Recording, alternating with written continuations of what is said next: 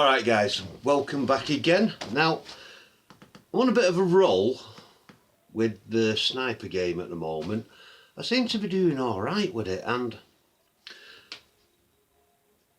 I'm going to bang on a bit more about my bolt action that I've got up there, the Ares Striker Tactical 1, which happens to be a surprisingly good bolt action rifle. Now I'm going to throw up some footage in a minute, and alright, I'm picking on one of my favourite targets, which happens to be the head marshal of Invasion, but I'm not doing it on purpose. It just happens to be in front of my scope every time I lined up a shot. So anyway, the point I'm making is not reviewing the actual rifle again.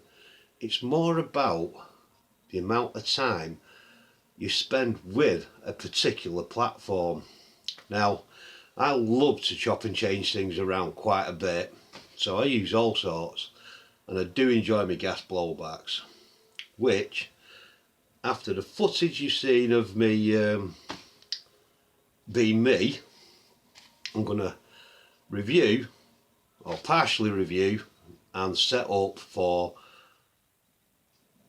my scout type rifle, if you see where I'm coming from, which is gas blowback, and it is a bit of an unusual rifle. Anyway, let's roll the footage.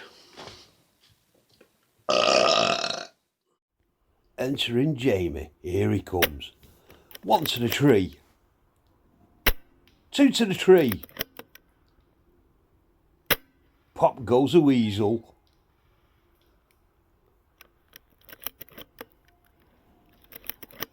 Now we're playing a game of team deathmatch here. Try a long range shot from one side of the sight to the other. I fail.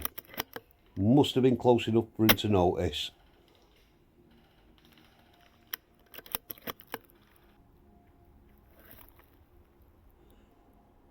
Open target, open season. 3-1 in, 3-2 in. They peppered a tree all around me. And then he gets sent packing. Here comes the next one. Oof, cut for that. Tango down. Here he comes in. The zigzag method. But it fails.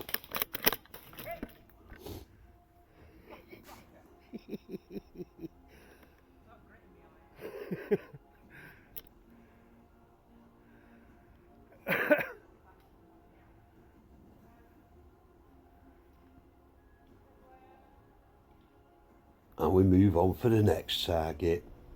Oh, look who it is.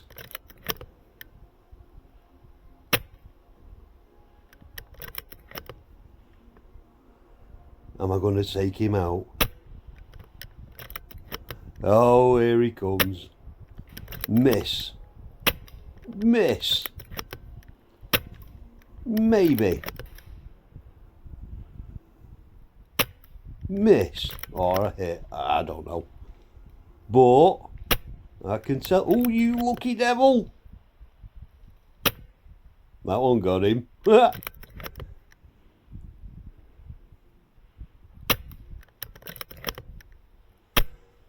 Of course, we are playing hostage rescue.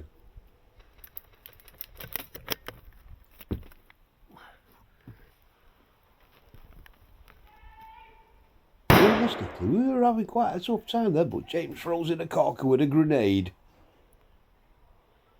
I should have given him more cover fire there, kept their heads down, freaked them out.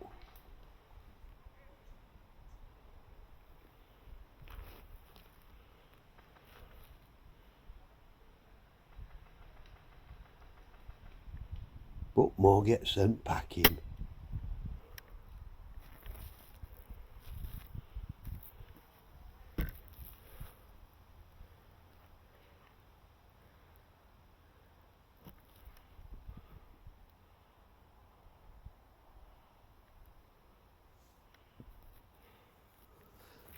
Oh, come on guys, pick up your heads, let's get a shot on you.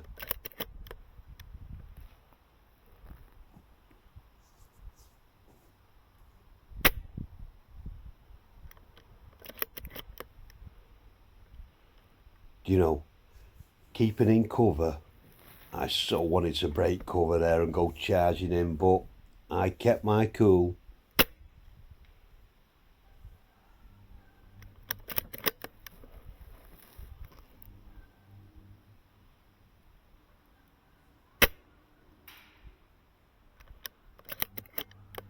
Is my favourite target gonna pop his head back out?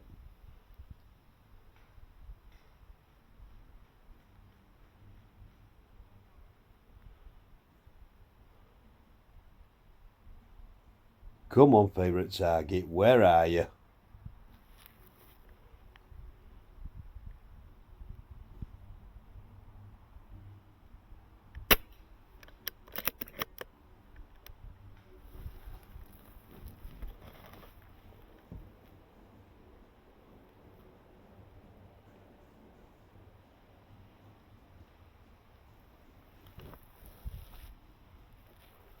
You gotta be somewhere.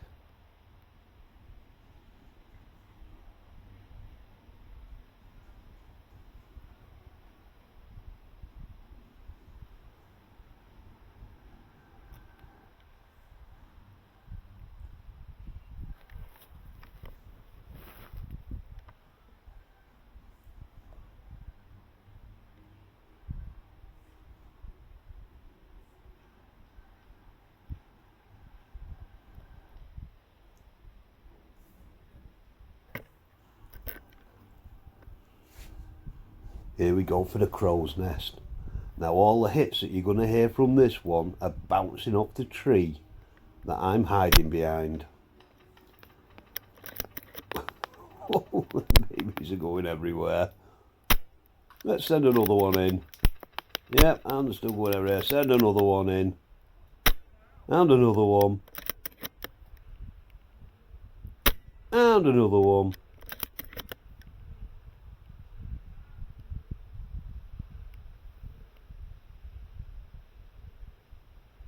Yep, looks like that last one sealed the deal, but I stayed on target just in case it didn't.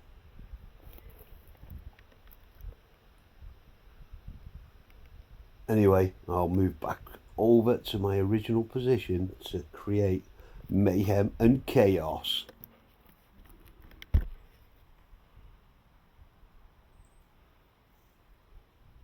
Let's just shoot the hostage for fun of it.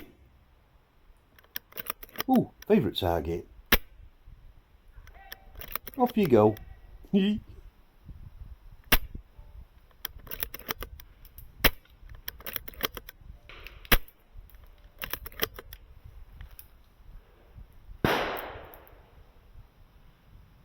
must have been frustrating the heck out of them there.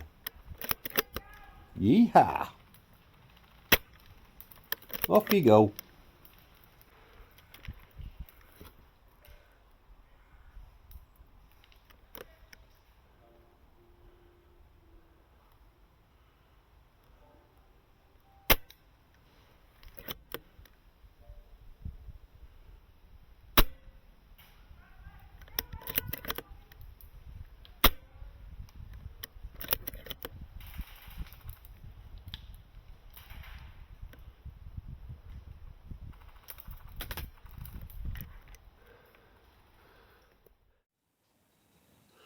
Well, there you go, guys. You saw how straight that bolt action was actually shooting, and considering we're talking about BBs here and side winds and, you know, this, that and the other, it didn't do too bad. Now, for the price of it, it's an absolute amazing bit of kit. And yeah, I know, just look past the shovel I put on the front of it. I like it. That is personal preference. Everyone can do their own personal preference thing, from camouflage to tape and this, that and the other and everything else. But here is my next adventure. The KC02. Now, I've not really used it a lot, so I've got a bit of limited footage on it, but you know, it's lightweight, it's blooming unique, and yeah, it can launch a BB, but inherently with any platform you have to do some adjustments, because these things are literally just slapped together, stuck in a box and sent out. So it's inevitable you've got to do a bit of tuning. Now, tuning consists of some very basic methods. Your hot rubber, see if it's clean, see if it's got any tears in it, because they can get teared at factory. They're very basic, very cheap rubbers. That's your first upgrade. Secondly, make sure your barrel's clean that you've got in there. Change your hot rubber, test fire, see if it's shooting straight. If it's not shooting straight, one or two things are happening. Either a hot rubber patch is not being applied top dead central to the BB, or there's still muck in the barrel, which as your BB flies past it can pick it up and change the spin on it as it leaves the barrel.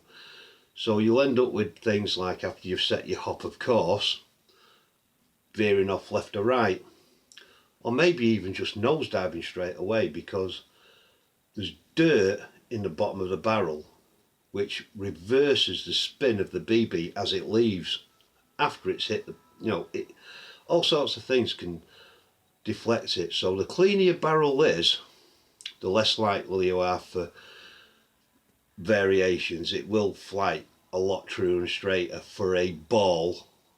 But keep that in mind, it is a sphere, a round thing, so it can be affected by all sorts of, you know, variations, but ultimately dirt in the barrel can predict its direction.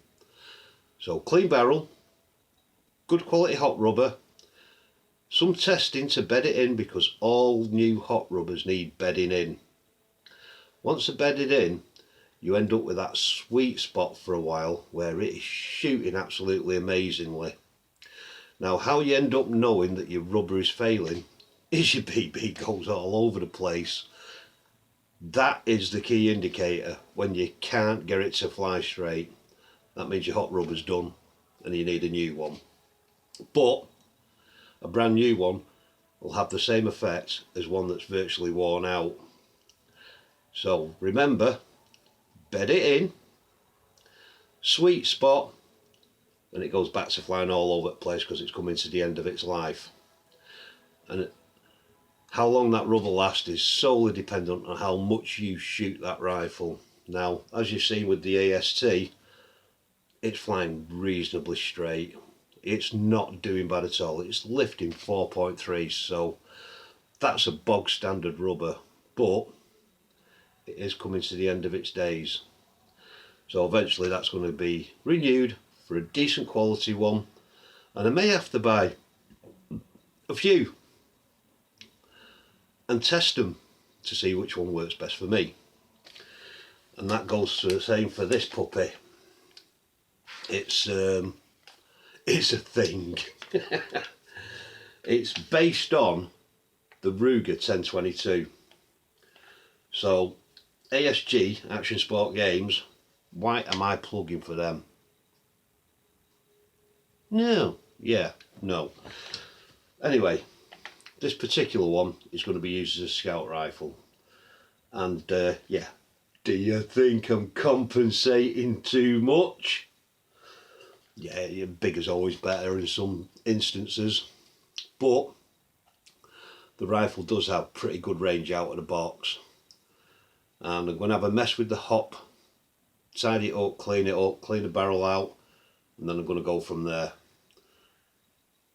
Now, as soon as I get some footage, or I might even have some footage actually, I'll just chuck a little clip of it up shooting so you can see it, how it shoots, and if there's any, you know, noises about it that you don't like, but I just love the reciprocating bolt. Like, it is great. Now, there you go. KCO2, not a bad bit of kit, but further testing will determine its accuracy and everything else, as you've just seen in the video gone. Now, I'm going to bugger off and stop waffling on because I've waffled long enough. So, yeah, as I always say, be safe, play safe, always call your freaking hits. Later, guys, and all you subscribers, friggin' awesome. Keep sharing, commenting, questions, whatever you want to do, go for it. Till next time, guys.